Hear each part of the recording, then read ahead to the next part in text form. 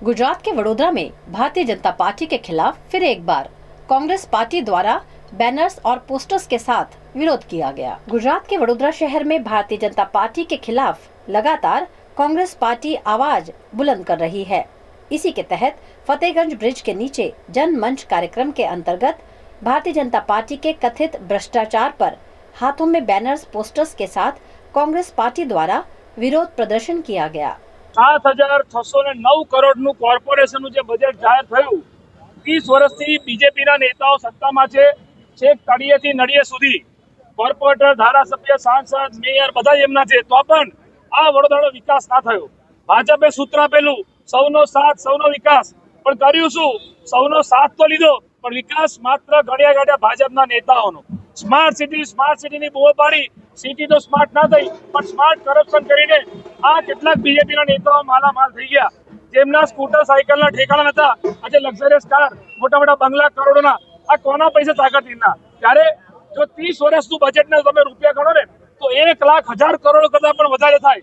ત્યારે આટલા રૂપિયા જો વડોદરાને ફાળવવામાં આવ્યા તે છતાં વડોદરામાં કોઈ કામ થયું નથી। આ ફતેહગંજનો રોડ છે, તમે જુઓ આખો એક ડાબી બાજુનો રોડ પણ ખાડા જ ખાડા। વડોદરા શહેરના દરેક જગ્યાએ પાટિયા માર્યા છે, કામ ચાલુ છે, કામ ચાલુ છે નહીં, ભ્રષ્ટાચાર ચાલુ છે। અને ભ્રષ્ટાચાર ગળાડૂબ ભાજપ, જે ભ્રષ્ટાચારી જનતા પાર્ટી એટલો ગળાડૂબ ભ્રષ્ટાચાર કર્યો કે આ વડોદરા જે મહારાજા સયાજીરાવ ગાયકવાડની નગરી હતી એ મહારાજા સયાજીરાવ ગાયકવાડની નગરીને ખાડોદરા બનાવ્યું, મચ્છરની નગરી બનાવી। ત્યારે કોંગ્રેસ પાર્ટી અમે દરેક વોર્ડમાં એ દિવસે અમે વડોદરા શહેરના મેયરના વોર્ડથી શરૂઆત કરી। આજે અહીંયા વોર્ડ નંબર 3માં છે, એક સ્ટેન્ડિંગ કમિટીના સભ્ય અહીંયા પણ રહે છે। તો સ્ટેન્ડિંગ કમિટીમાં થાય છે શું? મીટિંગ, ઇટિંગ અને ચીટિંગ।